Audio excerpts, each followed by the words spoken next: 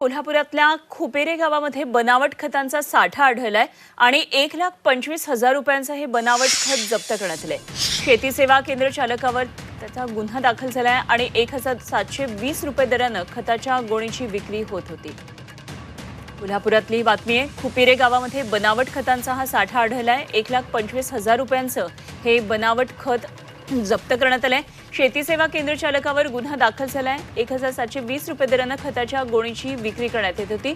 आणखी माहिती जाणून घेऊया। आमचे प्रतिनिधी प्रताप नाईक कोल्हापुरातून जोडले गेलेत। प्रताप, खुपेरे गावामध्ये बनावट खतांचा हा साठा जप्त केल्याचं कळतंय, काय आणखी तपशील आहेत? खरं तर आपण पाहतो की एकीकडे शेतकरी लिंकिंग खतामुळे हैराण झालेला आहे। त्याला एक खत घेत असताना त्याच्यासोबत दोन खतं घ्यायला हे कृषी सेवा विभाग भाग पाडतं।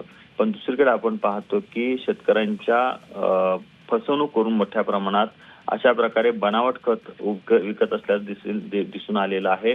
आपण पाहतो की करवीर तालुक्यातील खुपेरे इथं रासायनिक खतांचा साठा आढळून आलेला आहे, बोगस खतांचा साठा। त्या प्रकरणी आकाश गणपती नाळे याला त्याच्यावर गुन्हा दाखल झालेला आहे। पण एकूणच आपण पाहतो की 80 बॅगा त्याच्याकडे बनावट खतांचा आलेला होता। त्यापैकी 3 बॅगा ज्या आहेत त्या शेतकऱ्यांना विकलेल्या आहेत। 77 बॅगा या ठिकाणी कृषी विभागाने ताब्यात घेतलेल्या आहेत। पण आपण पाहतोय की मोठ्या प्रमाणात अशा प्रकारच्या बॅगा कोल्हापूर जिल्ह्यात आल्या की काय याचा संशय कृषी विभागाला आणि त्या पद्धतीची शोध मोहीम सध्या राबवली जात आहे।